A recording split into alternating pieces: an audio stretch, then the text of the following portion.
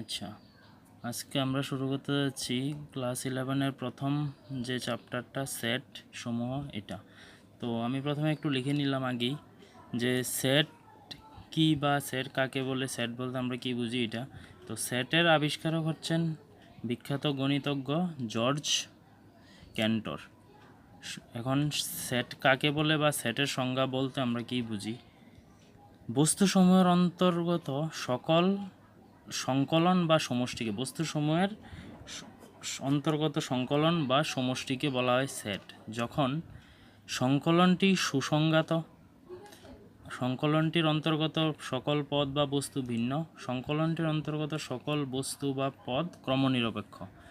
এখন সংকলনটি সুসংজ্ঞাত বলতে আমরা কি বুঝি? সুসংজ্ঞাত বলতে যে কোনো সেটের অন্তর্গত যে কোনো পদ বা যে কোনো বস্তুর সুসংজ্ঞাত, এটার মানে হচ্ছে বস্তুটার একটা নির্দিষ্ট মান বা নির্দিষ্টভাবে এটার একটা ধারণা থাকা প্রয়োজন।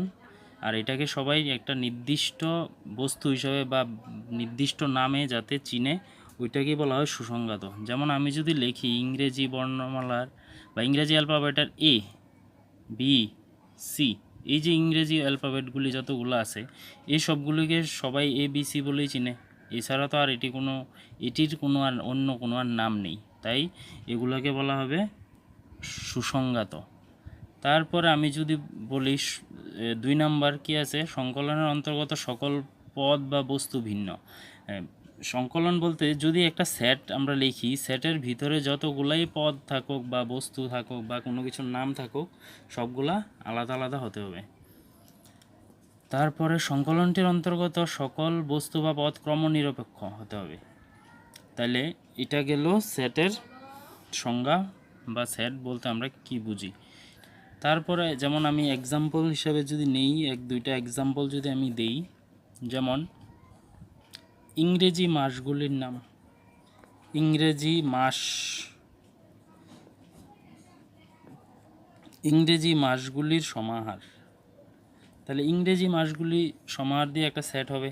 আর ইংরেজি মাসগুলির যে নাম আছে ওইগুলো সবাই আমরা একই নামে চিনি, তাই এগুলির মাসের একটা সমাহার আছে। তারপরে যদি আমি চিন্তা করি, যেমন স্বাভাবিক সংখ্যার সংকলন। তাহলে স্বাভাবিক সংখ্যার সংকলন, স্বাভাবিক সংখ্যা শুরু হয় 1 থেকে, 1 2 3 4 এমন করতে করতে এটা চলতে থাকে। তাহলে স্বাভাবিক সংখ্যাগুলো একটা সেটের উদাহরণ। তারপরে আসছি আরও কিছু সেটের উদাহরণ দিই। যেমন স্বাভাবিক সংখ্যার সেটের আমরা এইভাবে এন দিয়ে আমরা লিখি, আর সেট আমরা সবসময় ক্যাপিটাল লেটার দিয়েই লিখতে লাগে, সেটের নাম সবসময় ক্যাপিটাল লেটার দিয়ে লিখতে লাগে। আর স্বাভাবিক সংখ্যার সেটের আমরা এইভাবে এন দিয়ে লিখি, এনের এই যে কোনো একটা দাগ একটু মোটা করে দেওয়া হয়, তো মোটা করে তো আমরা দিই না, তো আমরা এইভাবে লিখে ফেলি এন, এটা দিয়ে আমরা লিখি স্বাভাবিক সংখ্যা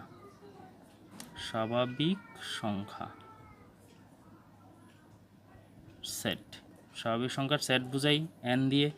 তারপরে এইভাবে জেড দিয়ে আমরা বুঝাই সব অখণ্ড সংখ্যার সেট। তারপরে আমরা আর দিয়ে বুঝাই বাস্তব সংখ্যার সেট। তারপরে কিউ দিয়ে আমরা বুঝাই মূলদ সংখ্যার সেট, এই কিউ।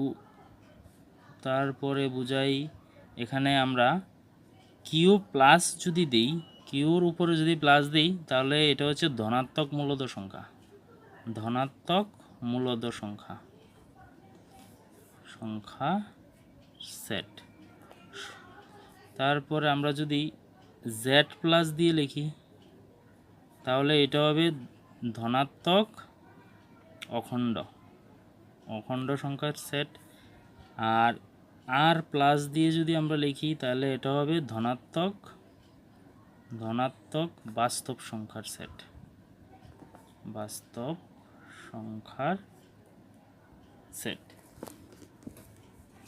তারপরে আসছি, যদি আমরা কিউ বা আর মাইনাস দিয়ে লিখি, তাহলে হবে ঋণাত্মক।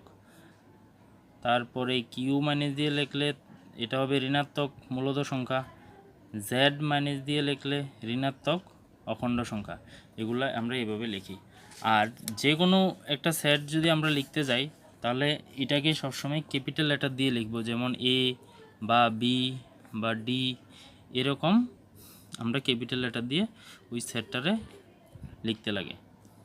তারপরে আসছি যে সেট হবে না এমন কয়েকটার উদাহরণ, যেগুলো সেট নয় বা সেট হবে না। এখন যদি সেট হয় না এমন দুইটা উদাহরণ যদি আমি দিই, যেগুলো সেট নয় এমন উদাহরণ, যেমন আমি যদি লিখি সর্বশ্রেষ্ঠ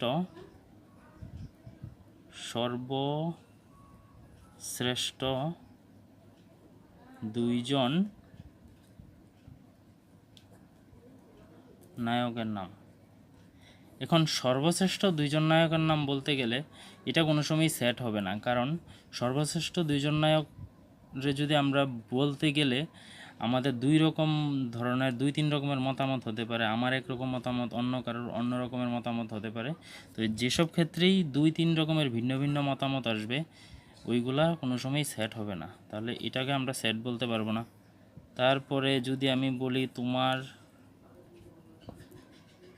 স্কুলের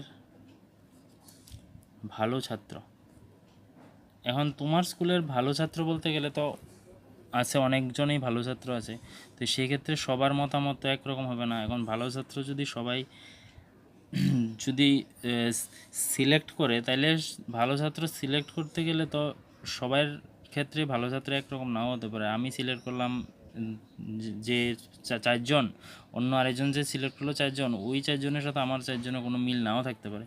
তো এইসব ধরনের যে প্রশ্নগুলা, এগুলা কোনো সময় সেট হবে না। তারপরে আসছি সেটের উপস্থাপন।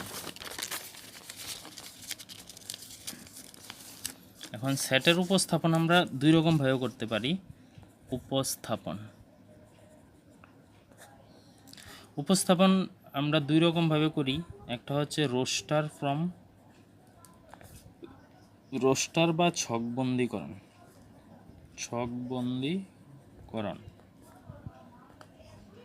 তাই রোস্টার বা ছকবন্দীকরণ যেটা আছে, এটার আমরা সাধারণত কিভাবে লিখি, এভাবে সেটের একটা নাম দিলাম, আর সেটের ভিতরে কি কি আছে এগুলো, যেমন সেটের ভিতরে 1 2 3 4 5 এই 5টা সংখ্যা আছে, তাহলে এই 5টা সংখ্যা আমরা রোস্টার ফর্মে আমরা এইভাবে লিখব যে a ইকুয়ালস সেকেন্ড ব্র্যাকেট 1 2 3 4 5 আবার সেকেন্ড ব্র্যাকেট ক্লোজ। তাহলে রোস্টার ফর্মে আমরা সংখ্যা বা পদগুলিরে সেকেন্ড ব্র্যাকেটের ভিতরে কমা কমা দিয়ে লিখি।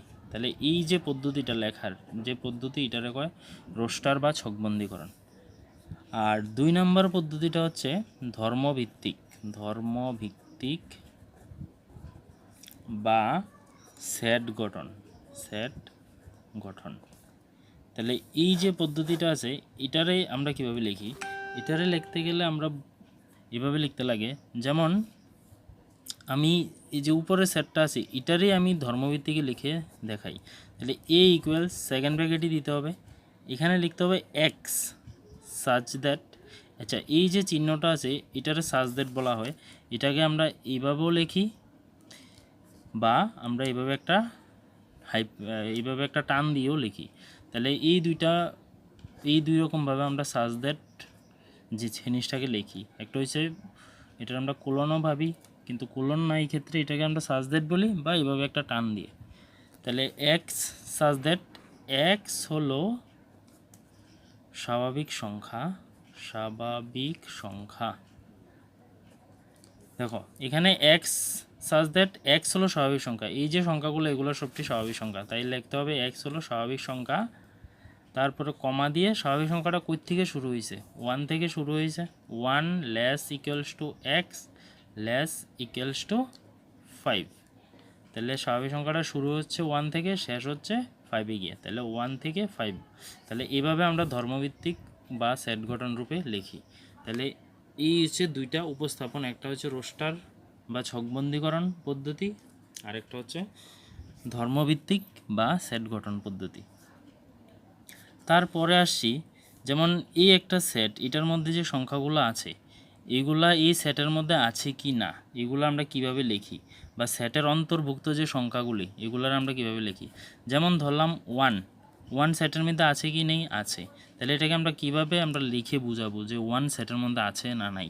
তাহলে এটাকে আমরা লিখব ওয়ান বিলংস টু এ। এটা একটা গ্রিক সংকেত, এটার নাম এমনিতে ইংরেজি নাম হচ্ছে অ্যাপসাইলন।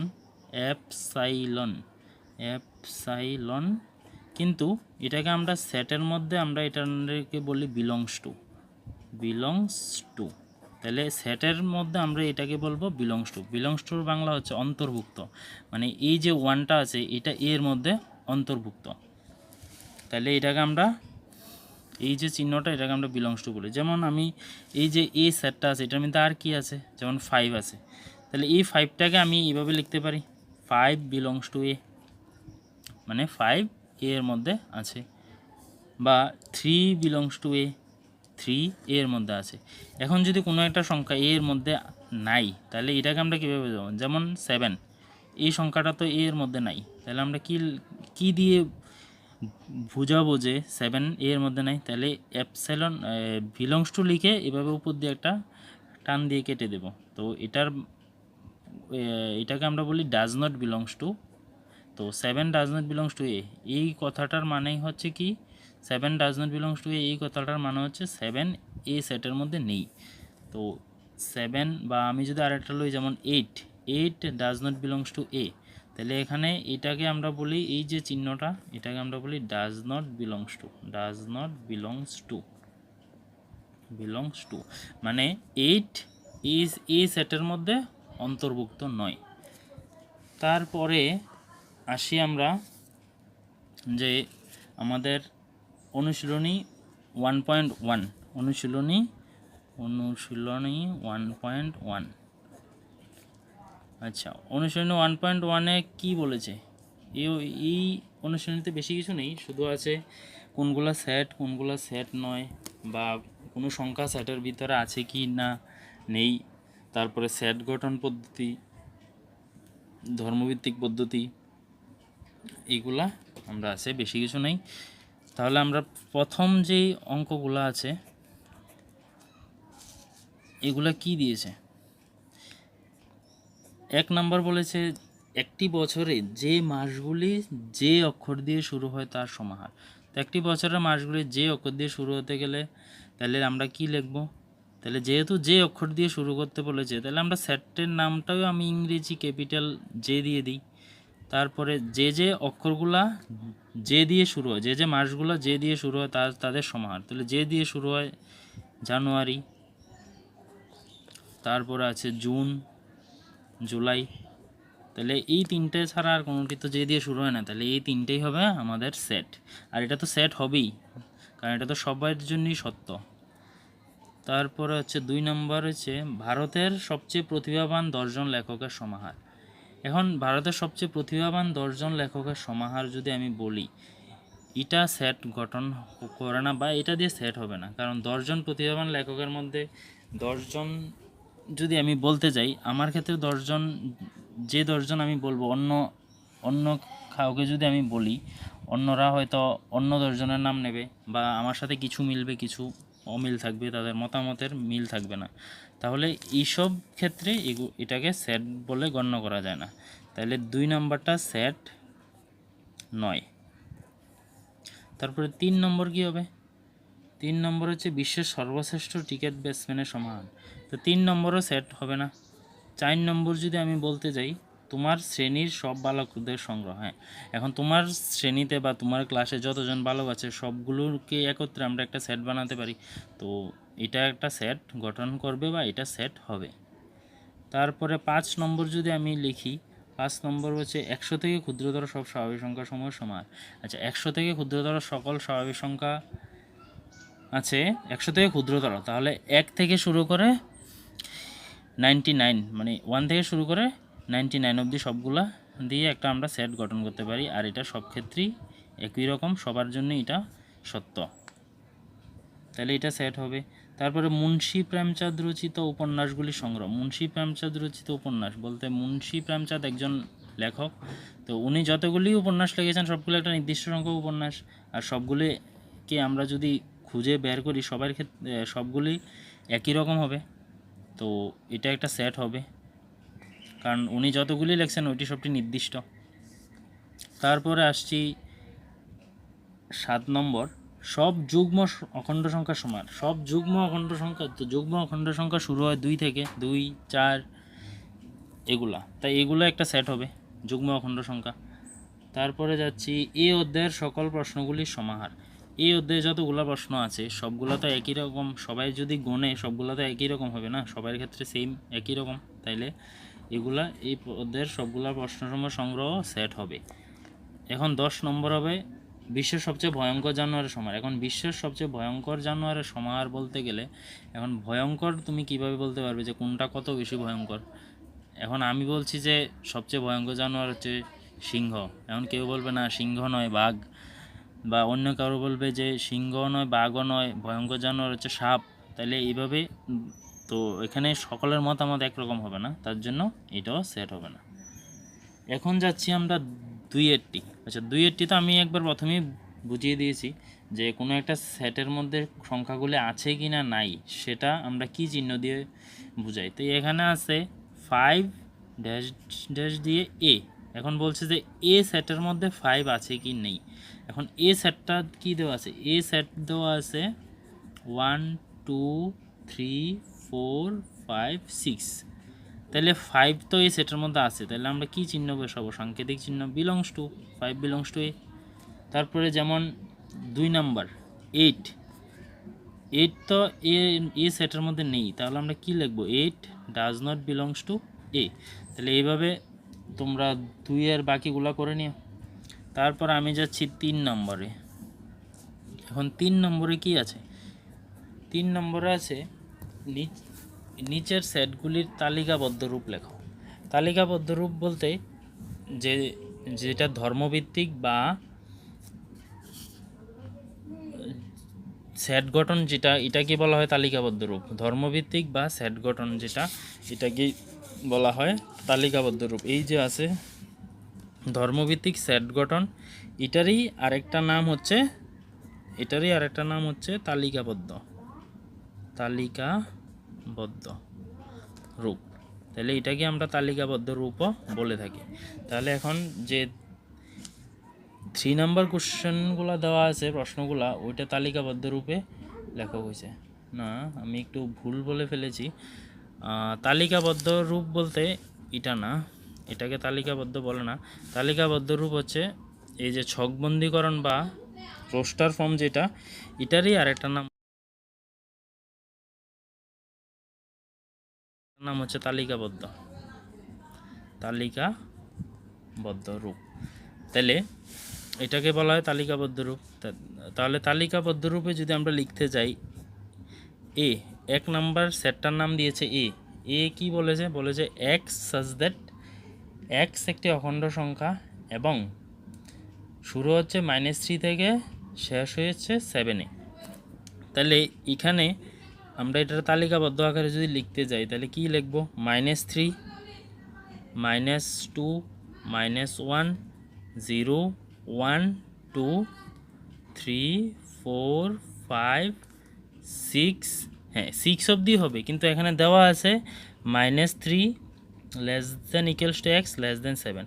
আচ্ছা যদি লেস দেনের নিচে যদি ইকুয়ালস টু থাকে, লেস দেনের নিচে যে ইকুয়ালস টু থাকে তাহলে এই 3টা সেটটার মধ্যে আছে, আর যদি নিচে ইকুয়ালস টু না থাকে তাহলে এই যে 7টা এটা সেটের মধ্যে নেই, কারণ এখানে 7 থেকে ছোট যে সংখ্যাগুলো ওইটা বোঝানো হয়েছে। তাহলে 7 থেকে 6 পর্যন্ত সবগুলোই সেটের মধ্যে আছে। তারপরে আমি যাচ্ছি 2 নম্বরে কি দেওয়া আছে? এক্স হলো 6 থেকে ছোট স্বাভাবিক সংখ্যা। আচ্ছা 6 থেকে ছোট স্বাভাবিক সংখ্যা কী আছে? 6 থেকে ছোট স্বাভাবিক সংখ্যা 1 2 3 4 5 অবধি 6 থেকে ছোট বলা হয়েছে, তাহলে 1 থেকে 6 থেকে ছোটোগুলো আছে 5 পর্যন্ত। 3 নম্বর কি বলা হয়েছে? 3 নম্বর বলা হয়েছে 2 অঙ্ক বিশিষ্ট স্বাভাবিক সংখ্যা যার অঙ্কদের সমষ্টি 8। 2 অঙ্ক বিশিষ্ট স্বাভাবিক সংখ্যা লিখতে হবে যার অঙ্কদের সমষ্টি 8 বলতে, আমি যদি এটা সি নাম দিয়ে লিখি তাহলে 2 অঙ্কে বিশিষ্ট হবে, 2 অঙ্ক শুরু হয় কয় থেকে, 10 থেকে, শেষ হয় 99। তাহলে এই দুইটা অঙ্ক, এই যে 2 অঙ্কের মধ্যে একটা অঙ্ক 1, একটা অঙ্ক 0, এই দুইটা যাতে যোগ করলে, এই দুইটা যাতে প্লাস করলে আমাদের যাতে 8 আসে, তাহলে এমন সংখ্যাগুলো নিতে লাগবে। তাহলে প্রথমে আমরা নিতে পারি যেমন 17 বা 17। দেখো 1 + 7 করলে আসবে 8, তাহলে এইটা হবে। তো এইটার উল্টাটাও হবে 71। সেমভাবে এমন করতে করতে একটা হবে 80, এই দুইটা সংখ্যা যোগ করলে 8 হবে। তারপরে হবে যেমন 26, 62, 35, 53, 44, শেষ। এই সংখ্যাগুলি হবে 2 অঙ্ক বিশিষ্ট সংখ্যা, যার অঙ্কোদয়ের সংখ্যা যোগ করলে। আচ্ছা, তারপরে 4 নম্বরটা কি বলেছে? 4 নম্বরটা বলেছে x হলো একটি মৌলিক সংখ্যা যা 60 এর ভাজক।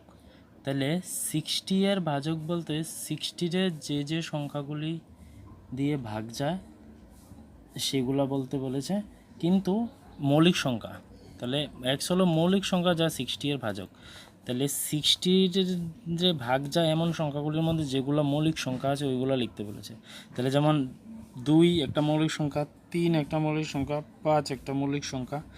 এই 3টা মৌলিক সংখ্যা দিয়ে 60-র ভাগ যায়, আর বাকিগুলো যেগুলো দিয়ে ভাগ যায় এগুলো মৌলিক সংখ্যা নয়। তাহলে এটি হচ্ছে ডি নাম্বার সেটের আনসার। তারপরে আসছি ই ইকুয়ালস টু ত্রিগোনোমেট্রি শব্দটির সব অক্ষরগুলি সেট। এখন ত্রিগোনোমেট্রি শব্দটির সব অক্ষরগুলি সেট লিখতে গেলে আমরা কি লিখব? ত্রিগোনোমেট্রির যে অক্ষরগুলো আছে ওগুলোই এখানে কমা কমা দিয়ে লিখে নেব। এখন এখানে মধ্যে কী আছে? যেমন টি, আর, আই, জি, ও, এন, তারপরে এখানে আবার ও হবে, কিন্তু ও তো একবার আমি লিখে ফেলেছি, তাই একটা পদ বা একটা সংখ্যা সেটের মধ্যে দুইবার লেখা যাবে না, সেটের মধ্যে একবারই লিখতে হবে। কারণ আমরা সেটের যে সংজ্ঞাটা ওটার মধ্যে পড়েছিলাম যে সংকলনের অন্তর্গত সকল পদ ভিন্ন হতে হবে। তাহলে ও আমি একবার লিখে ফেলেছি, এখানে আর লিখতে পারবো না। তারপরে হবে এম, তারপরে হবে ই, তারপরে হবে ওয়াই। তাহলে এইগুলা সবগুলা দিয়ে যে ত্রিকোণমিতি শব্দটা আছে এটা হয়েছে। তারপরে সেমভাবে তোমরা 6 নম্বরটা করে নিও। এবার আমি যাচ্ছি 4-এর যে অঙ্কগুলো আছে ওইগুলোর মধ্যে। যে 4 নম্বর যে অঙ্কগুলো ওগুলো কি বলা হয়েছে, এবার এইগুলাকে আমরা সেট গঠন রূপে লিখতে লাগবে। সেট গঠন বলতে যেটাকে আমরা ধর্মভিত্তিক বা সেট বিল্ডার বা সেট গঠন যেটা বলি এইভাবে লিখতে হবে। তাহলে প্রথমে আমরা যে সেটটা দিছি এটারে ধরি এ ইকুয়ালস টু 3, 6, 9, 12। এটা কিভাবে দেওয়া আছে? এটা দেওয়া আছে ছকবন্দীকরণ বা তালিকাবদ্ধ রূপে। এখন এটারে আমরা লিখতে হবে সেট গঠন রূপে। তাহলে এখানে আমরা একটা জিনিস লক্ষ্য করলে দেখা যায় যে এটা 3, 6, 9, 12। তাহলে এটা অ্যাকচুয়ালি কি? এটা অ্যাকচুয়ালি 3 ইন্টু 1 মানে 3, 3 ইন্টু 2 মানে 6, 3 ইন্টু 3 মানে 9, 3 ইন্টু 4 মানে 12। মানে এটা অ্যাকচুয়ালি 3-এর যে গুণিতক আছে ওইগুলোই তো, মানে 3-এর নামতা পড়লে আমরা যেগুলো পাই এগুলোই এখানে দেওয়া আছে। তার মানে এটার আমরা কিভাবে লিখতে পারি? এটার আমরা এমন লিখতে পারি যে A equals to X such that X equals to কী লিখবো এখানে তো লিখতে পারি যে এখানে 3, 3, 3, 3, এটাকে আমরা এইভাবে লিখতে পারি। যেমন এখানে 3, এটা সবগুলো 3 একই রকম, তাইলে এখানে 3 লিখব। আর এই যে সংখ্যাগুলো আছে এগুলা কি? এগুলা 1, 2, 3, 4 করে এভাবে বাড়তে, মানে এগুলো বাড়তেছে। তাহলে এটার আমরা যদি n লিখি তাহলে 3n। তাহলে আমি লিখতে পারি যে x ইকুয়ালস টু 3n, কমা n যে লিখেছি আমি, n কি? এনের যে সংখ্যাগুলো আসছে এনের মধ্যে 1, 2, 3, 4 এগুলো কই থেকে আসছে? স্বাভাবিক সংখ্যা থেকে। তাহলে এগুলো কি লিখবো? n belongs to natural number বা স্বাভাবিক সংখ্যা। এনের যে মানগুলো আছে এগুলো কই থেকে আসতেছে? স্বাভাবিক সংখ্যা। এবং এনের মানগুলো শুরু হয়েছে 1 থেকে, তাহলে শেষ হচ্ছে কই গিয়ে? শেষ হচ্ছে 4 এ গিয়ে। তাহলে এইভাবে আমাদের লিখতে হবে সেট গঠন বা যে ধর্মভিত্তিক আকারটা এটা আমরা এইভাবে লিখতে হবে। তাহলে এটা একটু অন্যগুলোর থেকে লেখাটা একটু কঠিন, কিন্তু বুঝলে একদম সহজ। তারপরে যেগুলো দিয়েছে এটাকে আমি বি যদি ধরে নিই, 2, 4, 8, 16, 32 এটা দেওয়া আছে। তাহলে এটাকে কি লেখা যায়? এটাকে দেখো 2, 4, 8, 2 যদি আমি লিখি 2, এটার পাওয়ার যদি আমি 1 দিই তাহলে 2, 2 এর পাওয়ার যদি আমি 2 লিখি তাহলে এটা 4, 2 এর পাওয়ার যদি 3 লিখি তাহলে আসতেছে 8, 2 এর পাওয়ার যদি আমি 4 লিখি আসতেছে 16, 2 এর পাওয়ার যদি আমি 5 লিখি আসতেছে 32। তার মানে এটা অ্যাকচুয়ালি 2 এর যে উপরে যে পাওয়ার আছে পাওয়ারগুলা বাড়তেছে, ঠিক আছে? তাহলে এটা অ্যাকচুয়ালি সূচক, যে 2 এর যে সূচক ওইগুলোই লেখা আছে এখানে। তাহলে এটাকে আমরা কী বলবো, যেহেতু 2 সবগুলো একরকম তাহলে এটাকে আমরা লিখবো 2, আর উপরের পাওয়ারগুলি কি 1, 2, 3, 4 এভাবে বাড়তেছে, মানে এটাকে আমরা n ধরে নেব। তাহলে এখানে আমরা ছকবন্দীকরণে কীভাবে লিখব, এইভাবে সেট গঠন রূপ। সেট গঠনে লিখতে গেলে x such that x equals to 2 to the power n। তাহলে n কি, n belongs to natural number, আর কই থেকে 1 থেকে কতটুকু অবধি, 5 অবধি। তাহলে এটা হচ্ছে একটা। তাহলে এইভাবে আমি যদি বাকিগুলো লিখি 3 নম্বর ওইটারে কি লেখা যাব, তাহলে c ইকুয়ালস টু আমি যদি ধরি 5, 25, 125, 625, এটা অ্যাকচুয়ালি যে 5-এর যে সূচকগুলো ওইটাই দেওয়া আছে। তাহলে এটার আমরা এভাবে লিখতে পারি x such that x equals to 5 to the power n, comma 1 n belongs to natural number. তাহলে 5-এর পাওয়ার 1 থেকে শুরু করে কত হবে, 5 to the power 4, কারণ 5 to the power 4ই 625। তারপরে আসছি 4 নম্বর। 4 নম্বর হচ্ছে ডি যদি আমি ধরি তাহলে এটা হবে 2, 4, 6 ডট ডট ডট। আচ্ছা, এটা একটা অসীম সেট, তো এটা 2, 4, 6 মানে এটা 2 এর গুণিতকগুলোকে তারা সেট রূপে দিছে। তাহলে এটাকে আমরা লিখতে পারি x equals to 2n, comma n belongs to natural number, আর n এর মান কোথা থেকে শুরু হয়েছে, 1 থেকে শুরু হয়েছে।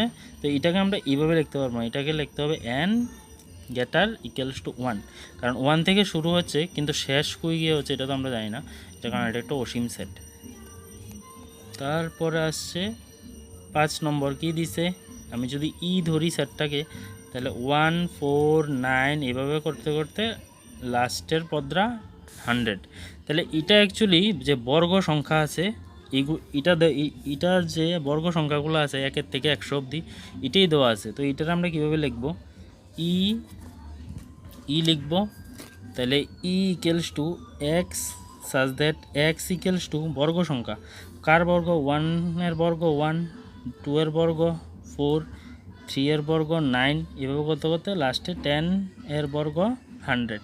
তাহলে দেখো এখানে উপরের যে সংখ্যাগুলো পাওয়ার এগুলো সেমই রয়েছে, আর নিচের যে সংখ্যাগুলো আছে ওইগুলা 1 থেকে 10 অবধি, তো ওইগুলাকে আমরা n ধরি, আর উপরের যেটা একরকম এটার আমরা স্কোয়ার দিয়ে দিই।